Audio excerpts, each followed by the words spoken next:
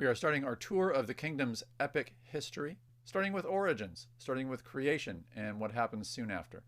Starting with origins, naturally, starting with the origins of all creation, and then the origins of God's people in Abraham, Isaac, and Jacob, and into their formation as a people whom he will prepare, and through whom his kingdom will enter this creation. We won't be tracing the biblical story moment by moment. That would not be efficient. Instead, we'll look at how key biblical material contributes to the ethic of the kingdom of God. Genesis means beginning.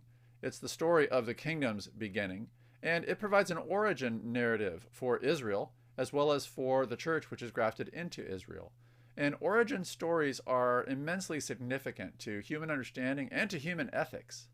Our origins frame our self-understanding, and they frame the ethos of families, of nations, and of individual persons. In fact, a healthy origin narrative, a story of where one comes from that isn't tragic in character, seems essential to human emotional and social health. Whole nations and also individual people, as well as their families and clans, suffer terribly if they either lack an origin story or if their origin narrative is tragic in character, as is the case, for instance, in America for both indigenous Americans whose cultures were overrun by European settlement and the descendants of slaves who were brought here against their will and made second-class citizens at best, more like non-citizens. Those are tragic origin narratives. Well, the whole world has a tragic origin narrative, but Genesis wants to make clear that before that tragic narrative comes a good one. We are the products of God's purposeful and good creation. 3/4 of Genesis narrates the origins of Israel. That is what Genesis is really concerned about. But it sets those origins in the setting of God's making of the whole heavens and earth, as well as the whole human race. All of those acts of providence, acts of providing for the very creation that he's making, as well as loving providence for the triune God himself, as creation comes from the Father to the Son through the Holy Spirit and back. Each stage in Israel's long origin story is ethically freighted. It's ethically laden and therefore rich material, rich soil, for visions of goodness, as well as for ethical visions and proposals. Well, the first moment of origin is obviously the creation of the stuff of creation itself. And that's described in Genesis 1 and 2 and elsewhere as God, in God's utter sovereignty, forges a world out of nothing and forges relationships for human beings, constitutive relationships that make us human, that make us the image of God, the imago Dei, by virtue of our unique relationships with God, with one another, with all the rest of creation, and with ourselves, with a degree of self-awareness. Genesis famously pronounces God's very favorable verdict on this work. God saw all that he had made, and behold, it was very good. Creation expresses its own goodness, and that goodness is a gift from Israel's trustworthy God. You can see how well this lends itself to a goodness expresses itself mindset, at least an essentialist one, as well as a goodness returns mindset, or even a goodness spreads mindset, as all of these see goodness rooted and reflected in the creation itself.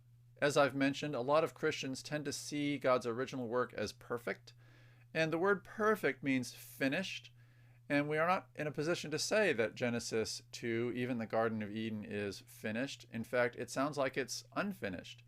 There was no one to till the soil, so God made human beings. God's plan for the garden is more than just a pristine original garden. It needs developing, and God uses human beings to do the developing, or at least he intends us to do that developing. So creation isn't perfect, it's not perfection, but it's a great start. It's a very good start. There are schools of ethics and theology that understand the so-called creation mandate, the order that God gave that human beings be fruitful and multiply and fill the earth and subdue it and work and till the soil, to serve as an adequate foundation for a vision of goodness and for an ethic. The creation mandate frames everything human beings are supposed to do. A creation mandate theology is popular in some evangelical circles, especially those in the Reformed or Calvinist tradition, but not exclusively those. It grounds an understanding of the significance of our work, our ordinary work, just like the gardening that should have been done by Adam and Eve in the story of the Garden of Eden. Another tradition that looks here for a warrant for its ethical vision is divine command theory, which focuses on law and on covenant. Now, the Bible is full of laws and covenants. They just don't stop in Genesis 1 and 2, of course. But they start here, don't they? Don't eat from the tree. Be fruitful and multiply. Following God's commands is a basis of flourishing, justice, and faith. And Eden represents the beginning, the mere beginning, of the disclosing of God's mysterious plan to unite all things in His Son. Some divine command theories like to emphasize what's new in these covenants. Dispensationalism likes to see each covenant in a sense superseding the earlier ones. And the big covenant, the new covenant in Jesus Christ, is to love one another. Whereas other traditions in more or less the same theological neighborhood want to emphasize the continuity of covenantal relationships, that all of God's commands come under the banner of a relationship that begins at the beginning. In that case, God's commands to the first human beings are an Adamic covenant, a covenant to Adam. God's creative act is not understood as a random act, not even a random act of kindness. Texts like Psalm 104, Proverbs 8, Hebrews 11:3, and especially John chapter 1, John's prologue, envision wisdom as creation's divine source. It is by wisdom that all things are made in Proverbs 8, and that wisdom is the word of John 1. Wisdom as creation's deep structure, and ultimately wisdom as creation's inhabitant. Creation is made as a kind of dwelling place for wisdom among her wise people. These terms, good, wise, are so important. They ground the hope and even the optimism about life that you find in the Abrahamic traditions, so-called Judaism, Christianity, and Islam. And that sensibility that this is a good world that comes from a good source stands in stark contrast to the precarious sensibility of Israel's neighboring societies, whose polytheism and animism saw the world as the kind of chaotic outcome of conflict among the gods.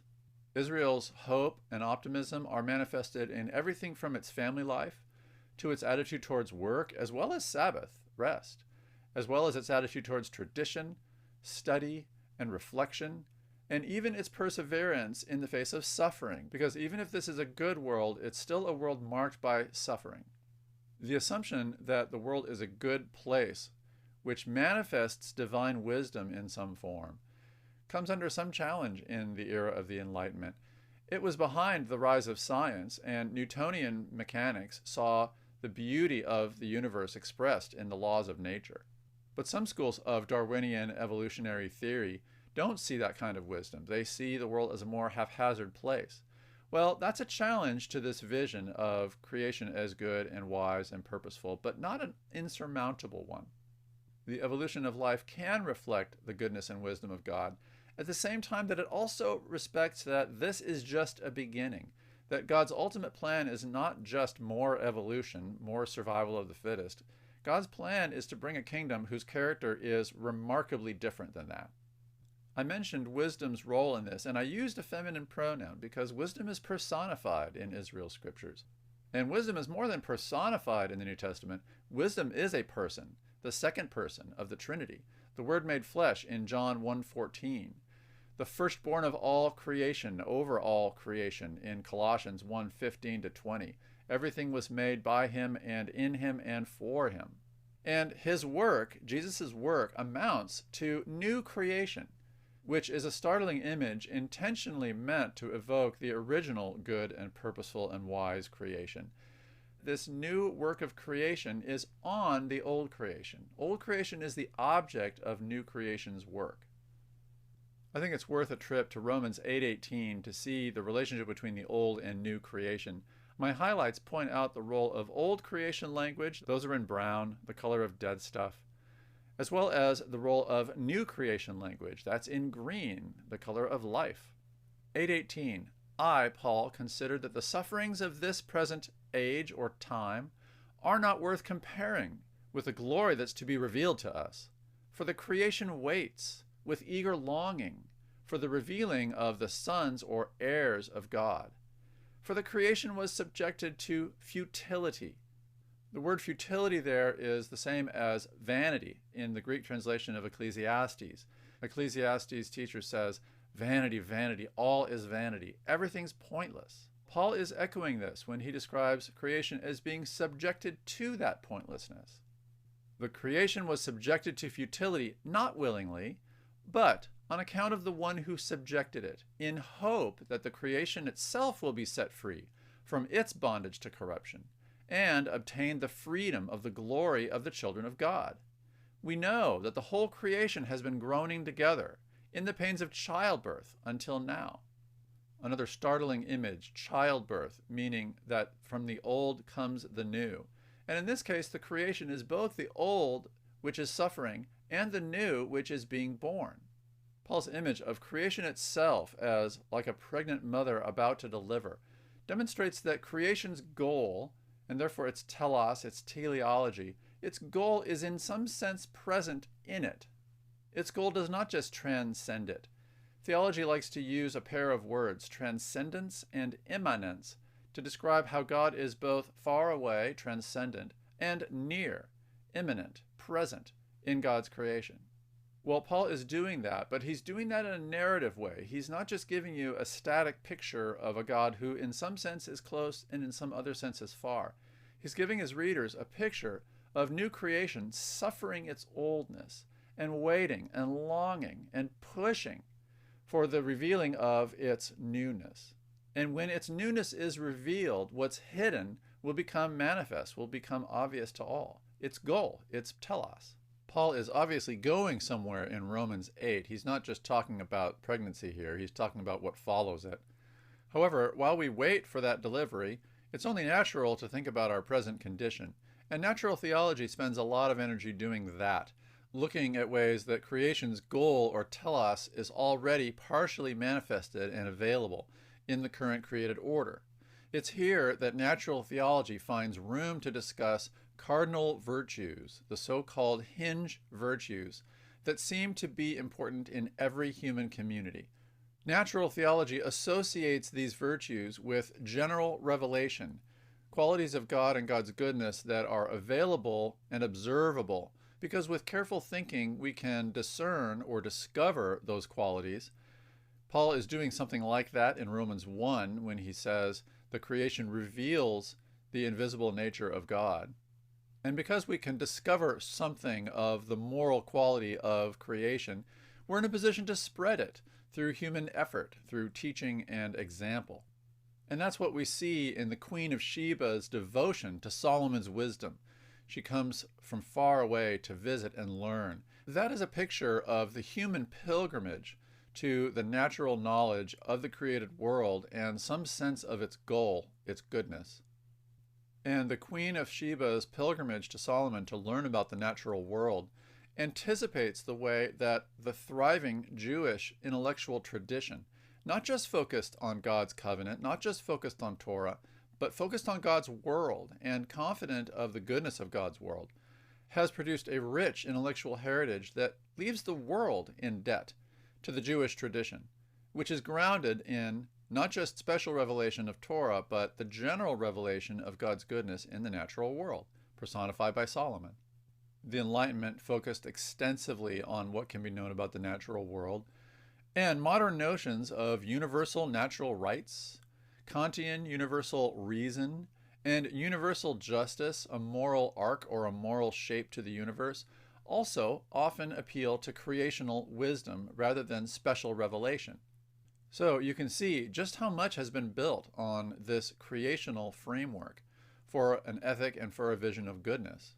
A creation displaying some sense of its end, its telos, is also hospitable to a justice or a goodness merits outlook, as well as a goodness returns outlook, the kind that you see in Platonism.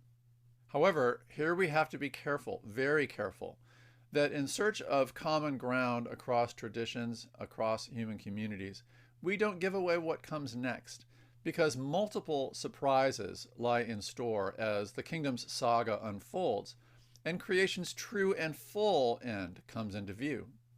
The key stage in that big reveal comes in Jesus' incarnation, his ministry, his crucifixion, his resurrection, and his ascension to the right hand of the Father with the promise to return. All of that is what new creation refers to in a text like Galatians 6:15, where Paul says, circumcision doesn't count, uncircumcision doesn't count. New creation is what counts.